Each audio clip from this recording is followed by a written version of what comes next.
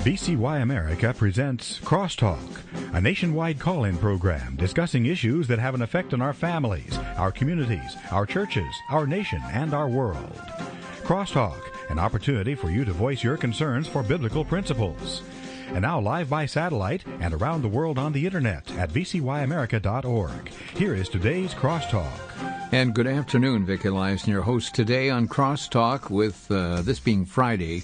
And the stack of things we've got to talk about are numerous. And we're going to start right off here with a focus on Israel.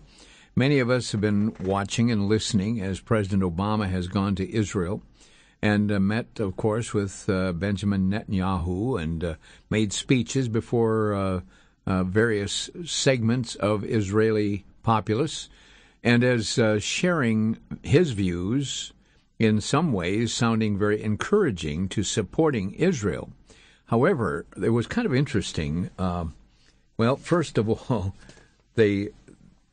Obama quoted in a speech to young Israelis something that should ring some alarm bells. Let me give you the story written by Aaron Klein of WND.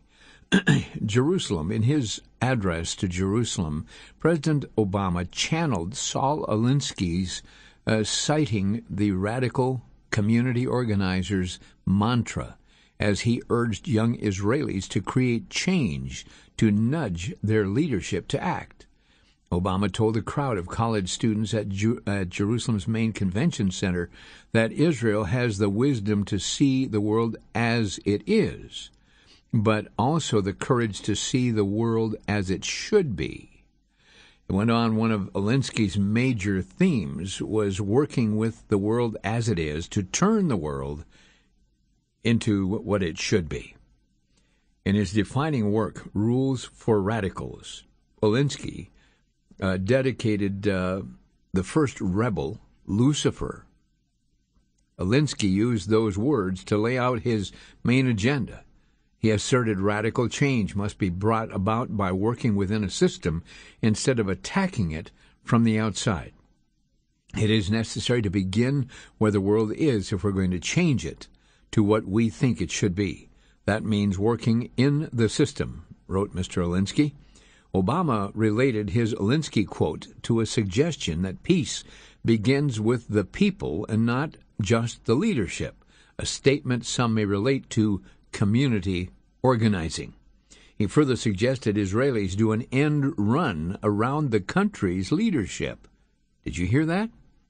That's right.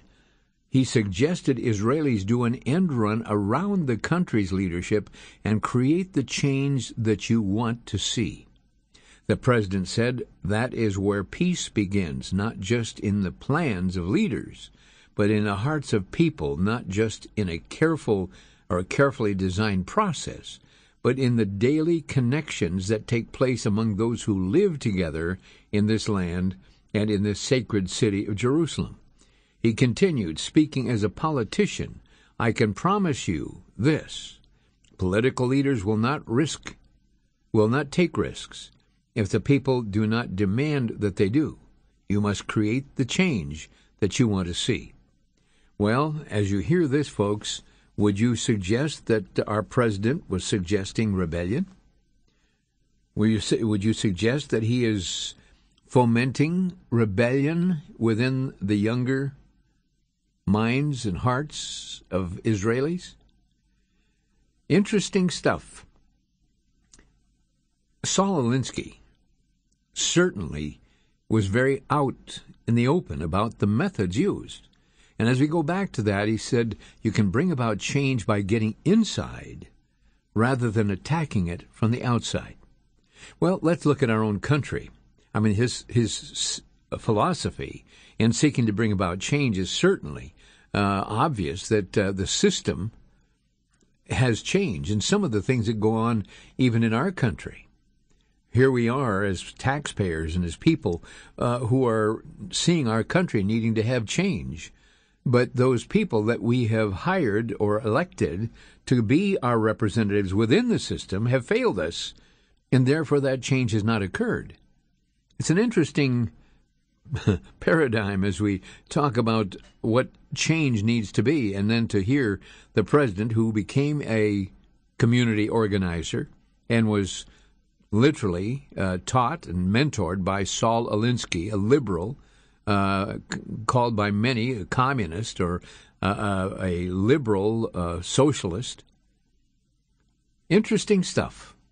And WND's Aaron Klein said Obama quotes Alinsky in speech to young Israelis. Put that on the back burner and keep your eye out for what's happening here. Now, again, a focus on Israel. And I did hear the president's speech, and I heard all the applause and all the stuff coming when he would say the certain words, the kind that automatically you pause and you know there's going to be an affirmative response. Saying all the words, including saying we have Israel's back, and many of the things that would lead one to believe. But as we had David Rubin on here not too many days ago, he was talking about the very fact that you're going to be hearing all kinds of platitudes and all kinds of nice things. But he says actually down inside there's good reason for alarm. And I would suggest that we keep our eyes on Israel and on our government and the relationship between us, as well as what may be standing in the near future regarding Iran. Now, another interesting story here from Aaron Klein, trouble in the Holy Land. Obama has already pledged to discuss land for peace, trading off land for peace. Well, what would indicate what his thought is on this? Well, this article is entitled White House Map Erases Jerusalem Biblical Territories. That's right. White House map erases Jerusalem and biblical territories. Now, Dateline Tel Aviv. The White House has released what it says is a map of Israel. The only problem is that Jerusalem, Judea, Samaria, and the Golan Heights are missing. An Obama administrative video highlighting the president's plan for his Mideast trip depicts Jerusalem, the Golan Heights, and the West Bank, also known as Judea and Samaria, as non-Israeli territory. That's right. The Washington Free Beacon, which first reported the discrepancies, noted that the video shows the Golan Heights as part of Syria, and Jerusalem is depicted as a part of the West Bank and northern Israel as a part of Lebanon. These are important things, folks. WND reported on August 2012, the White House refused to name the capital of Israel not once, but twice, as the two most senior White House correspondents cornered Obama's press secretary, doggedly questioning him on whether the Obama administration considered Jerusalem or Tel Aviv to be the capital of the Jewish state. The itinerary on the White House website further implies that Jerusalem is not Israel's capital, or even part of Israel. Reported the Free Beacon, Obama's schedule lists 2 stops in Tel Aviv and 1 in Amman, Jordan, while his trip to Israel's capital city is identified as taking place only in Jerusalem.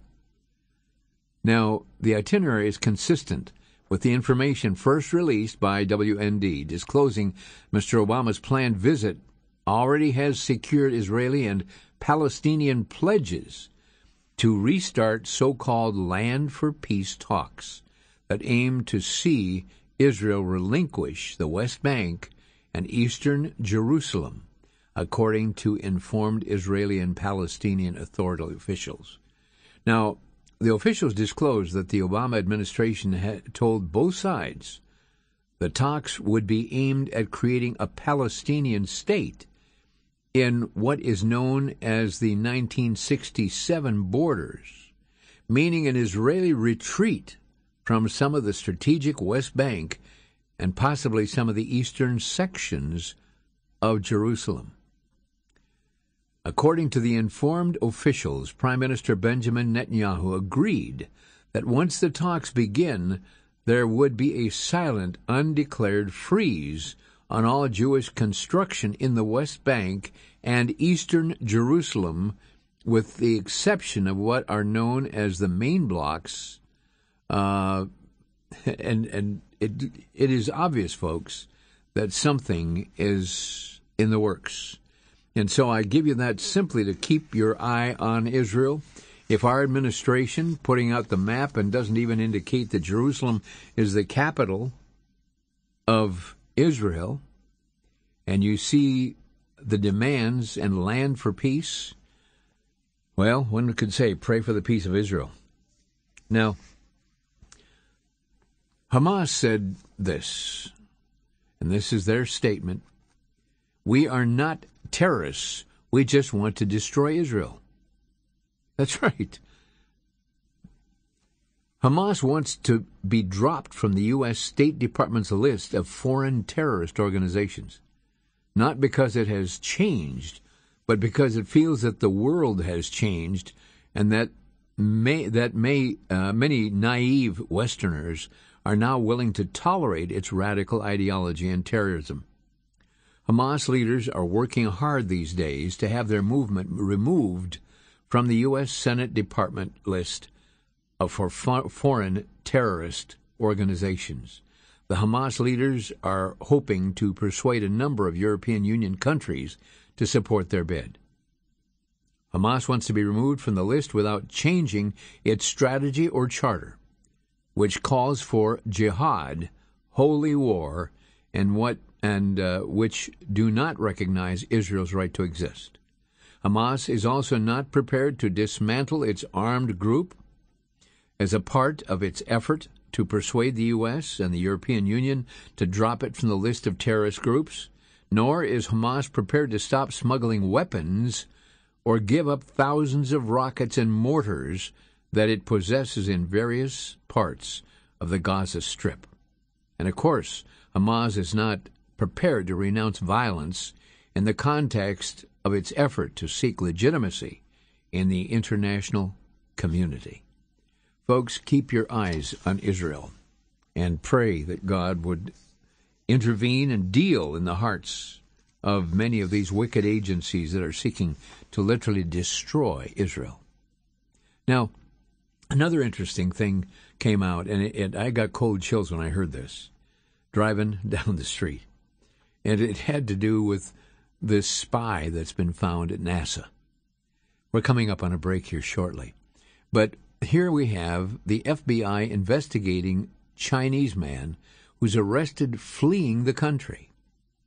The FBI said that it is actively investigating a Chinese man arrested Saturday on a one-way ticket out of the U.S., a scientist potentially carrying highly confidential military secrets and rocket technology from the NASA labs.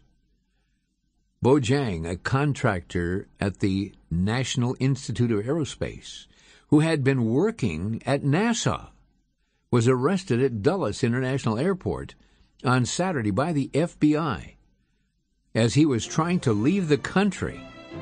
Fox News has confirmed this. We've got more on this story. Stay with us. But how in the world do we have Chinese people working in NASA having access to these secure files and then loading up their laptops, plural, and heading for China? We'll be right back.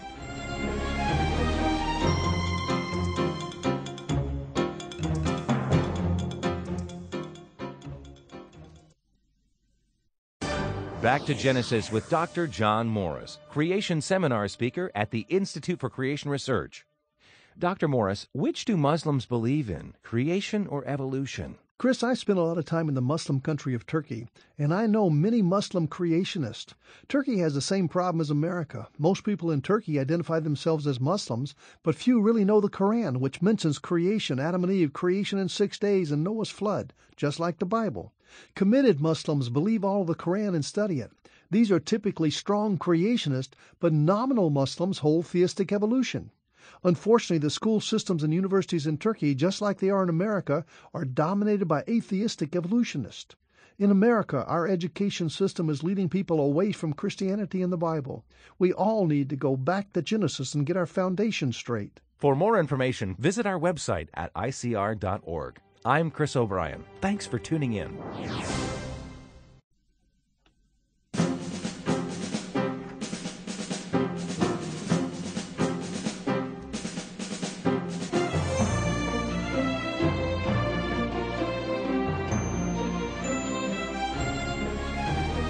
And welcome back to Crosstalk as we're talking about some of the piles of news stories that have piled up on our desks this week. Many of you have been listening to some of this stuff as it's been on the networks. We'd like to take the time to talk about it and then open the microphones and let you share your thoughts as well. Let's get back to this individual, the Chinese man, arrested fleeing the country. And he had with him, claiming he had some technology, yes, well, he said he had a laptop and iPad or whatever. But when they checked it out, it wasn't just one laptop. It was two. And there were hard drives and the things that he was taking with him back to China. Now, I thought, well, that obviously was something that was certainly something slipped by.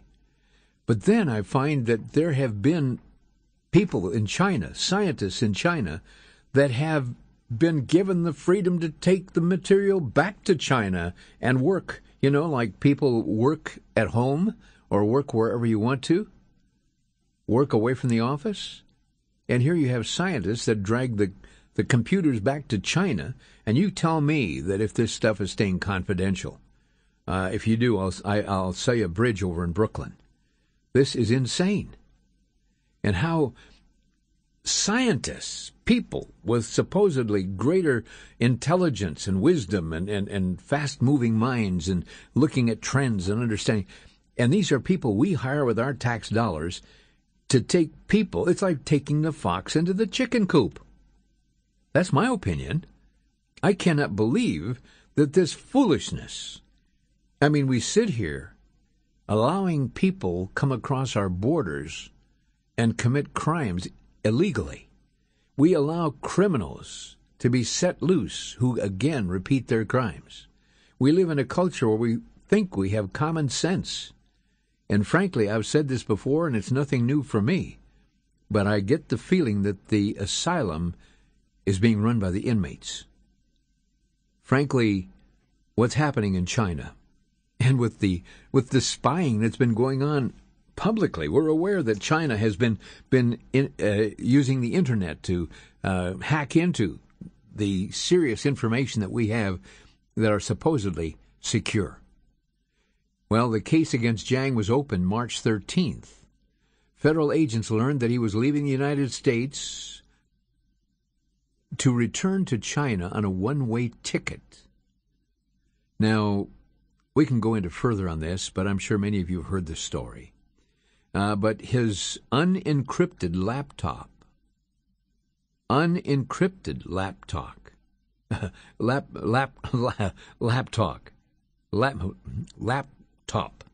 There you go.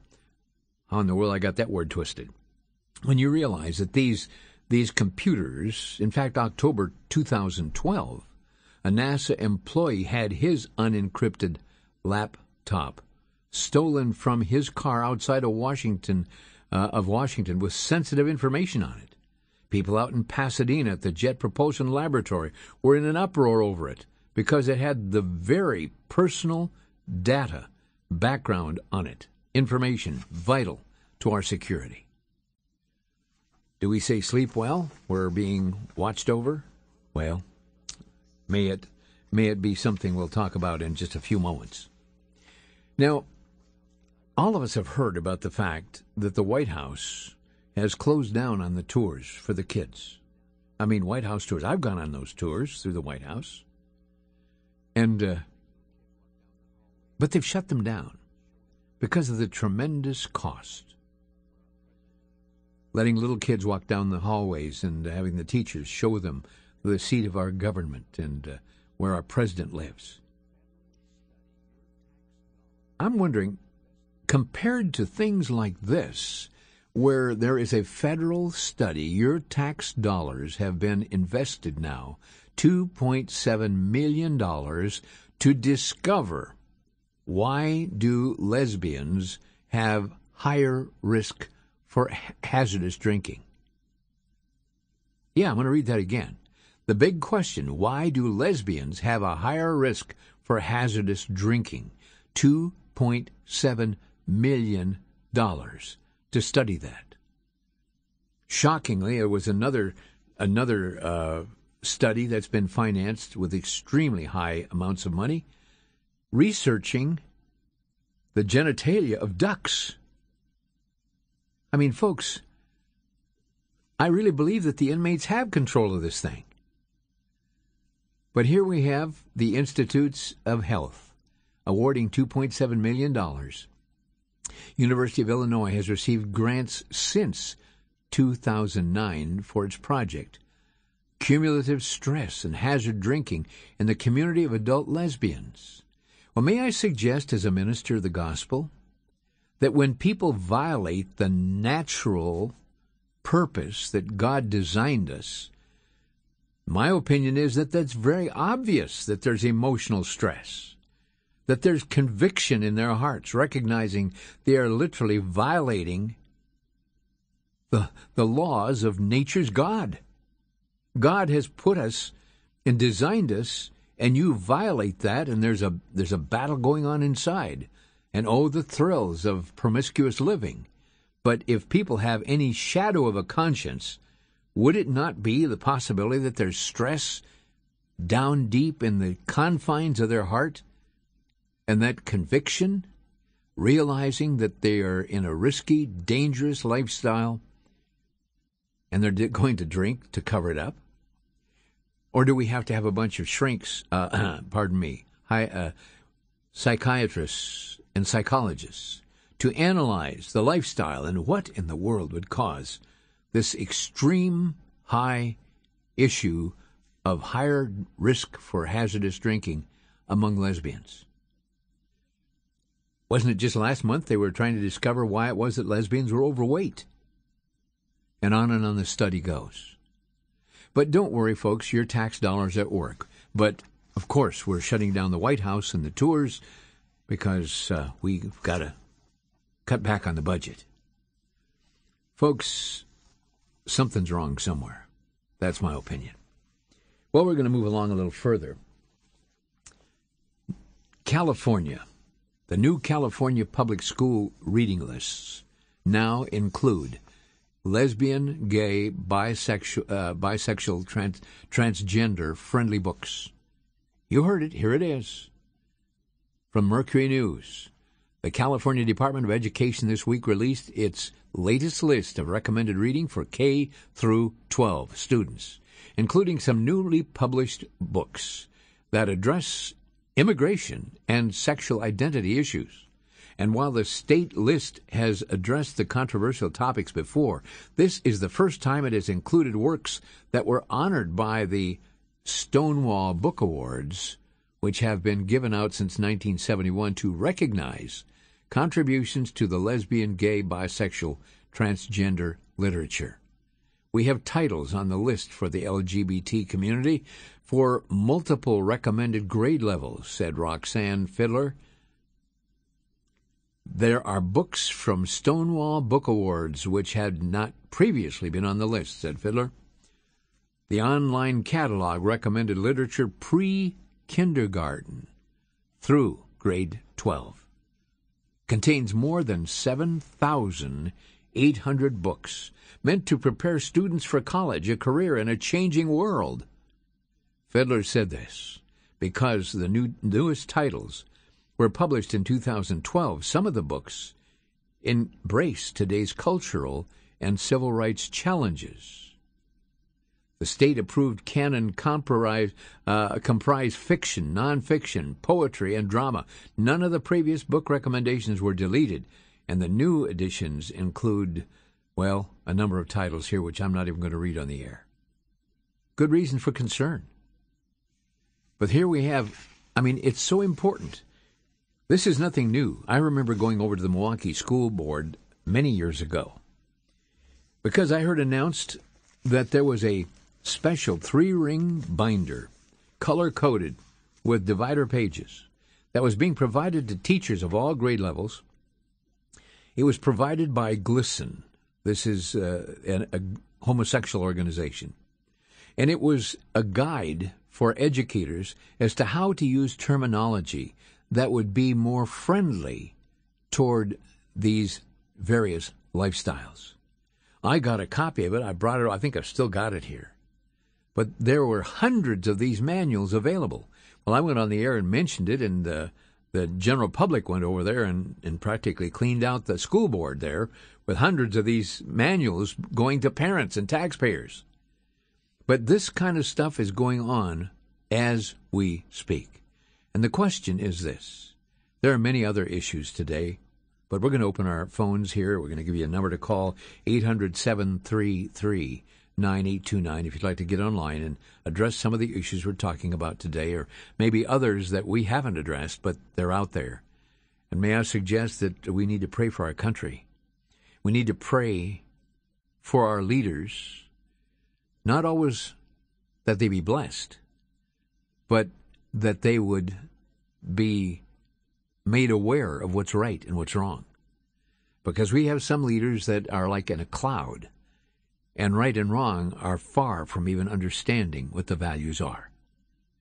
So we need to pray, and also as we vote, that we vote responsibly for people that we know have got values that are those that will not damage or hurt our children and our grandchildren.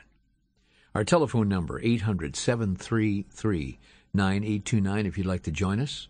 Also, if you'd like to follow us with some of the programs that we do, you can go to crosstalkamerica.com, where the archive programs are available. We're always happy to have you join us. So you can go to also sermonaudio.com, which is out there and has many of our programs available there, hundreds of programs out there that you can bring back and listen to.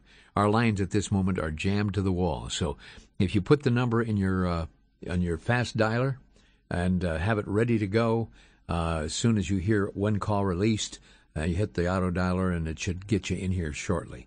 But we take your calls from all over. And again, a word to all of our listeners and some who call quite often, and we love you all. But bear in mind, there are literally thousands of people that try to get through here every day. And so we're asking many of our regular callers to kind of limit the calls, maybe once a week or so. And if you would do that, it allows others to call in from other places. Nebraska and Kansas, Missouri, Ohio, South Dakota, and yes, overseas as well. We have listeners in the Caribbean, listeners in Australia, New Zealand, England, all of the different areas across the world now that listen to Crosstalk. And so we'd ask you to just be temperate in the use of the call-in privilege so that others might be able to call in as well. And again, we're certainly grateful for each and every one of you that do take the time to call. And our prayer is that the information that you get every day on Crosstalk, as Brother Jim and I try our best to provide this information, pray for us as we seek to use wisdom and caution and yet research and making sure that the vital information that comes your way is something that can help and reinforce and encourage you as families and people within our culture to stand on God's Word and His principles. We'll be right back. The lines are jammed here. The phone number 800-733-9829. This is Crosstalk.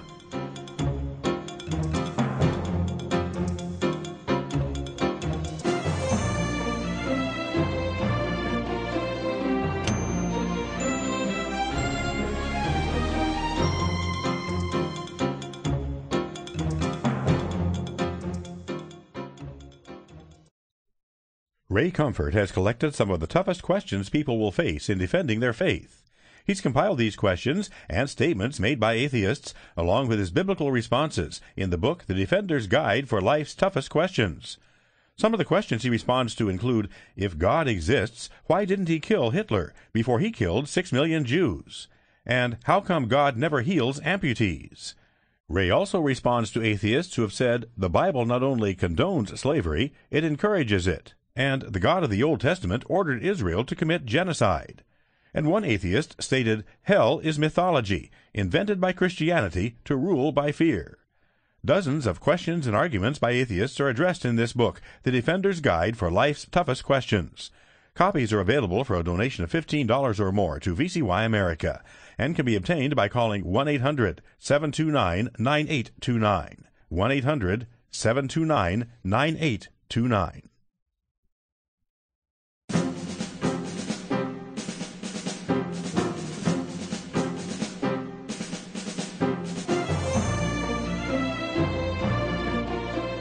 And Welcome back to Crosstalk as we're coming down the other half of the program here, heading for phone lines. Just a couple more stories for you.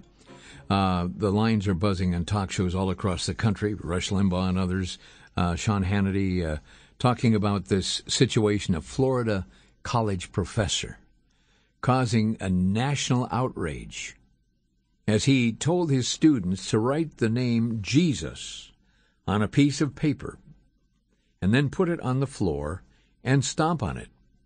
It turns out that the man, the college professor who did this, it turns out that he is a top official in the local Democratic Party and the latest in a string of acute leadership embarrassments. Although one student who refused to participate claims he was punished by being suspended from his classes, Florida Atlantic University is defending the controversial assignment. The dissenting student, Ryan Rotella, told the local CBS TV affiliate, WPEC, that his instructor, Associate Professor DeAndre Poole, told everyone in the class to write the word Jesus on a piece of paper in bold letters, then put it on the floor and stomp on it. Now, Rotella is a junior from Coral Springs. He said that some of his classmates complied, but he refused. Now, folks, this issue, and may I inject my thoughts here, you can't even talk about a teddy bear named Mohammed without having life threats on the speaker. You can't talk about anything if you discredit. I mean, here we're stomping on Jesus' name, but if you take a Quran and burn it or treat it disrespectfully, you're worthy of death. And the crazy thing in our country is that it's all out season to embarrass Christians and to literally discredit their belief. And yet, if you happen to be a Muslim or some other religious framework, and you're offended, Minneapolis, Minnesota, they had to put in special foot washing fountains for the Islamics so that they would clean their feet before they prayed. And folks, this stuff is going on in your country, paid for by your tax dollars. We talk about Egypt and all of the hatred that has come out of there against America. And here we are sending billions of dollars to Egypt as subsidy to people who hate us. It doesn't make sense. Well, here's another one. There's a lot of talk about the big ammo buildup. The members of Congress are demanding the Obama administration explain why it is stockpiling a huge arsenal of ammunition and weapons. The Department of Homeland Security bought more than 1.6 billion, with a B, rounds of ammunition over the last year, as well as thousands of armored vehicles. Representative Timothy Huelskamp of Kansas wants to know what the Department of Homeland Security plans to do with all the firepower, but he can't get an answer. A reporter for We Are Change asked Huelskamp at the Conservative Political Action Conference last week why the Department of Health and of Homeland Security needs weapons of war. They have no answer for the question, and they refuse to answer that, Huelskamp said. He said, I've got a list of questions of various agencies about multiple things. Far from being the most transparent administration in the world, they are the most closed nature, opaque, and they refuse to let us know what is going on. So I don't have an answer for that, and multiple members of Congress are now asking those questions. Should we be asking those questions, taxpayers?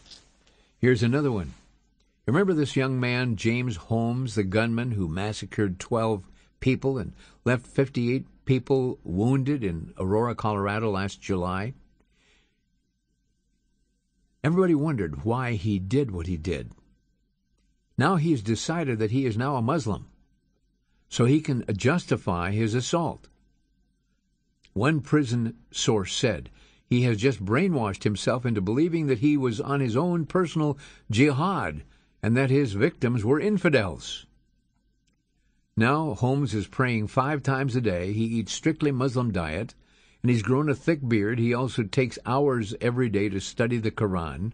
And apparently some Muslim inmates have taken umbrage at Holmes' conversion. The same prison source claimed none of them condone forms of his terrorism or extremism, and they don't want their religion to be connected to that awful shooting. So what else is new? Well, the issue of stomping on Jesus. The professor, who obviously has political stands as well, and a student then who was discredited for objecting, actually put out of the class. There's much more to talk about. The lines are loaded. We're going to go right now to Bob in Nebraska. And Bob, you are on the air. Thank you very much. You asked and mentioned insanity and this thing with Israel being told to give up land. Okay, Satan started this idea or this insanity plea when he said in Isaiah 14, I will ascend into heaven. I will be like the Most High. Now, anybody who makes that kind of a statement has to be insane, all right? Then human insanity, when Jesus was walking the face of this earth, they brought their children who were insane. They said, well, cast out the demons because they often hit the boy is thrown into the fire and the water. That's the second insanity, all right? Next insanity is the animal insanity.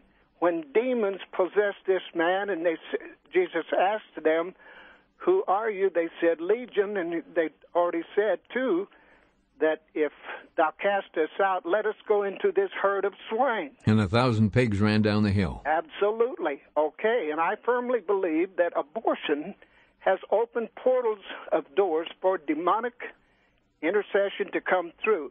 And the reason I firmly believe that they want Israel to give up all that land is Satan wants to take away God's position in that area so he can transfer his power to the original rebellious city of Babylon to begin his reign in Babylon.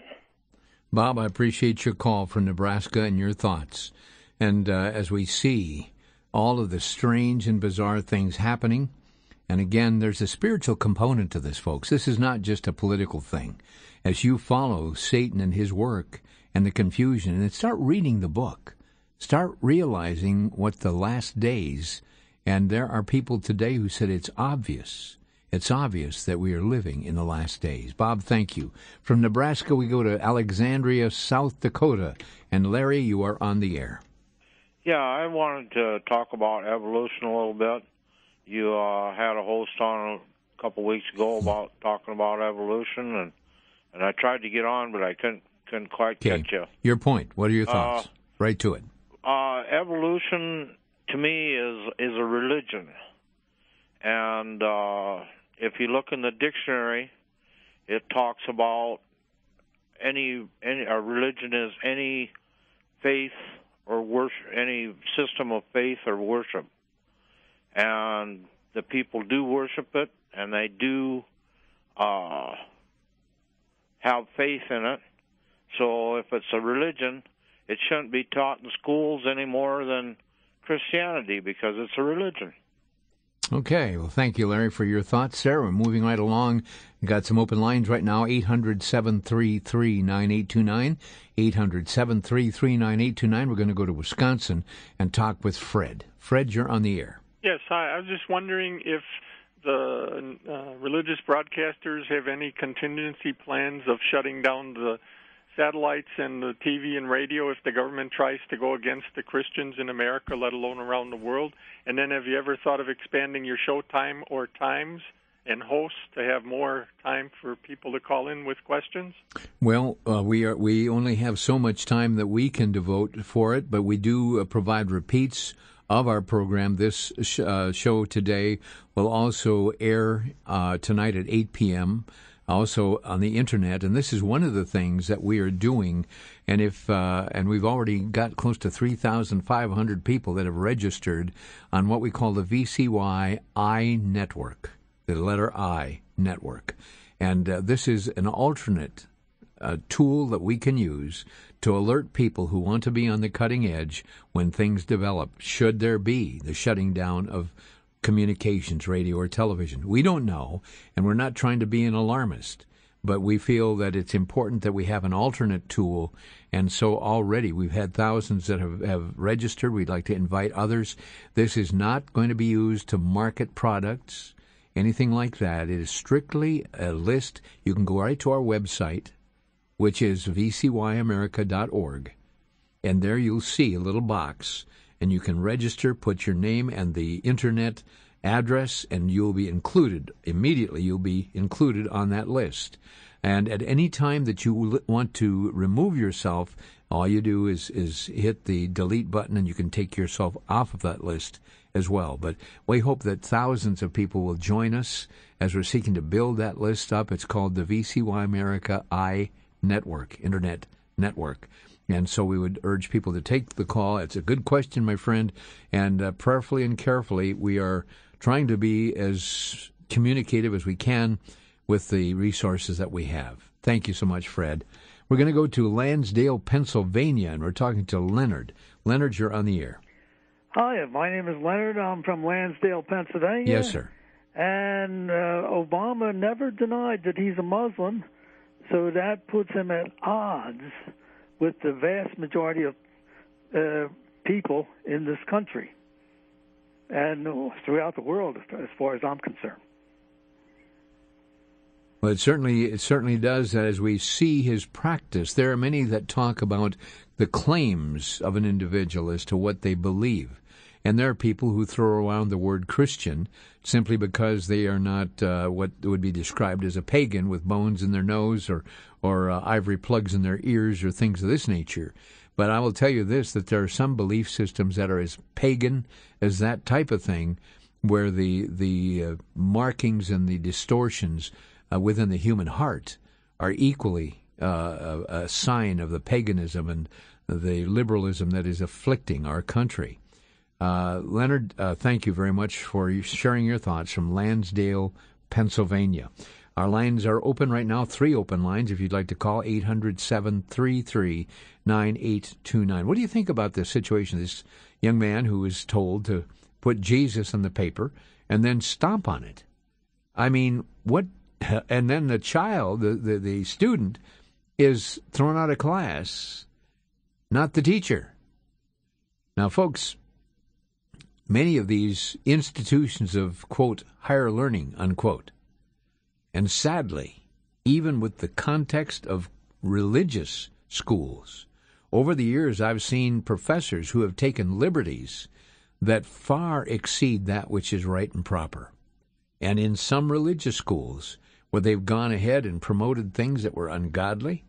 One particular school I remember, they were studying the culture, and the professor advised the students to go home and rent a XXX video, which was deemed by some as contraband, and invited the kids in the Christian college to view this in mixed groups.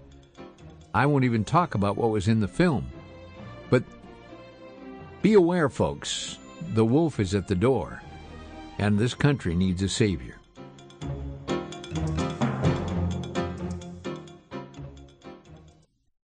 For the Worldview Weekend Minute, I'm Brandon House, continuing on our series of 20 principles for having a biblical worldview for money. Number 3, Christians should be content with having our basic needs met. 1 Timothy chapter 6, verse 8 speaks to this. Now, there's nothing wrong with having more than your basic needs met, but we need to understand that we should be able to be content with just our basic needs met. How many Christians today in America who have so much, and in many ways we live in a nation that's very materialistic, how many of us, including myself, I ask this question, can be content with just the basics? Well, we may be coming to a time in America where that's the case, due to inflation, due to the increased printing of money, the expansion of the American debt, monetization of the debt, quantitative easing, whatever you want to call it. It's going to debase the dollar, and the dollar eventually is going to become worthless, and we'll be doing good just to afford the basics. Will we be able to be happy? Godliness plus contentment equals great gain, the Bible says. So let's have a biblical worldview for money.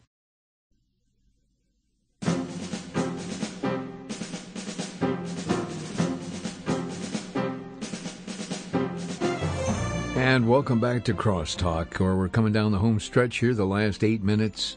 But we've got calls from Milwaukee, Olney, Illinois, Erie, Pennsylvania, and Eastern Washington.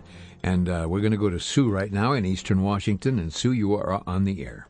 Well, hello. This is my very first time turning you on. Well, I'm so glad that you're calling, and I want to thank all those regular callers for letting me get through today. Letting you get through, you bet. Okay, my name is Sue, and I am from Washington State. Yes. At this point in time, I'm from Eastern Washington, and our state has actually voted in gay marriage. And let me tell you, I did not vote for it. And I was recently asked by my school board to volunteer to work on a book that is in our school district that talks about a little girl who's living in a family with two daddies. I read the book. I do not agree with the issue, but we as the group chose to leave it in the school system at a middle school level. It actually dealt with fifth grade girls, so it wasn't going to be something read by little kids. But the reason why we chose to do that is because we feel as Christian parents, and several other ones were Christians too, that it is our job to educate our children in our own homes about our values and our beliefs. And we feel that if they're not exposed to that stuff, it's in the public libraries, it's in the schools. The children in the schools have parents that are married that are gays and lesbians. So we can't hide under a rock and shelter our children from the world. We need to teach them that goes against our beliefs, and that is not how God chose us to be. And all of us as Christians know that there's things about us that are sinful natures, and we need to fight against those sinful natures, not give in to them. So that's where we are in our area, choosing to work on it. We want our children to know, and it's our job as parents. Well, Sue, let me ask you a question, because I understand what you're saying. But anytime you put something on a pedestal that is abnormal, that is not natural, according to nature's law, and you put it on a pedestal and allow it to be accepted as normal, even if your state approves it, do you think it's appropriate to doctrinize children with something that's morally? Well, we're talking about fifth. Is they're seeing it. Yeah, well, I understand they're seeing it, but the situation I want to ask you is this.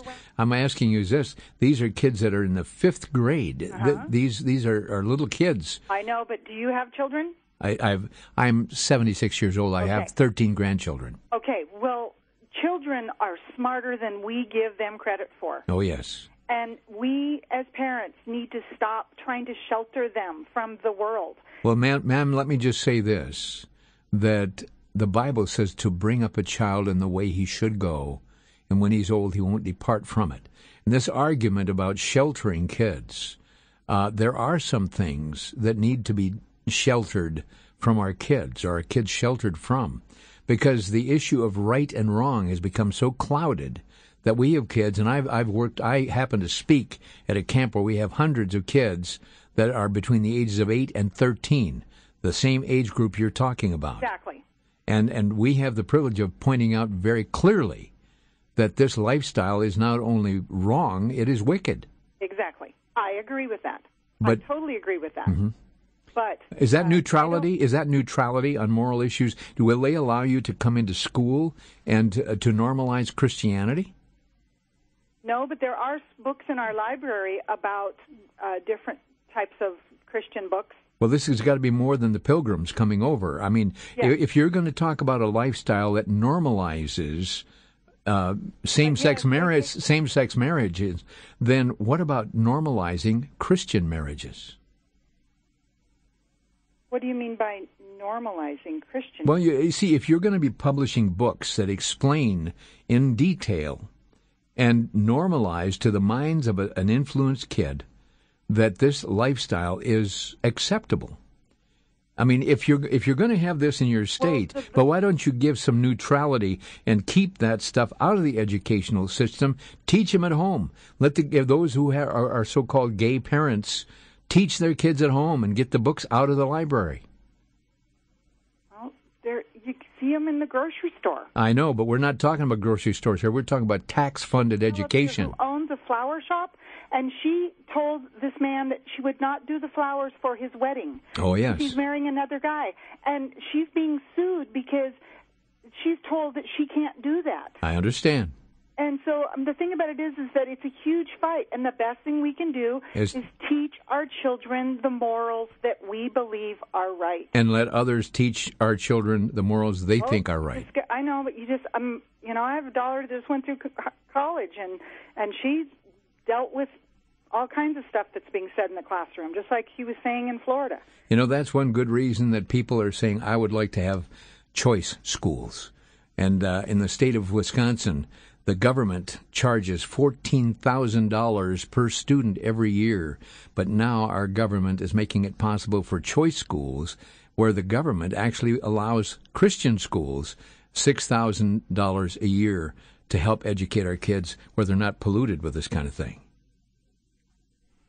But they still live in this world. You bet, and I'm going to do everything in my power to shelter kids wherever we can. Yes, we can tell them what sin is, but you don't have to see it displayed. Some things are shameful, and by simply normalizing it, by it being accepted as the normal way of life, I think is an issue that people with convictions and people of faith are going to have to decide. You and I will disagree, Sue. I want to thank you for taking the time to call. Well, we've come to the end of our program, and folks, there's lots of things to be aware of. And I hope many of you will prayerfully consider your country. Prayerfully consider, your school board, your schools. What are they teaching your kids? And it may come to the place where you'll have to start looking at choice schools. We're finding some are exploding with new options. And I want to thank Sandra for calling from Erie, Pennsylvania. We didn't get to you. And also Steve in Olney, Illinois. We didn't get to you either. I apologize, but we're out of time.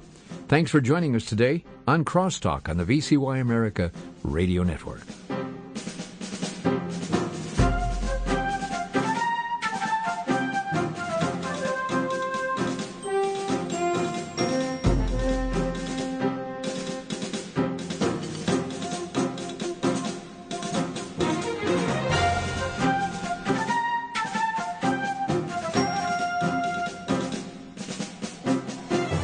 Listening to Crosstalk via satellite and the internet from VCY America.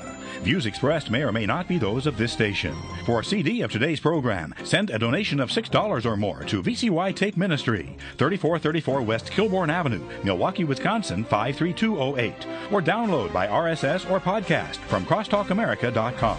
And join us again for Crosstalk.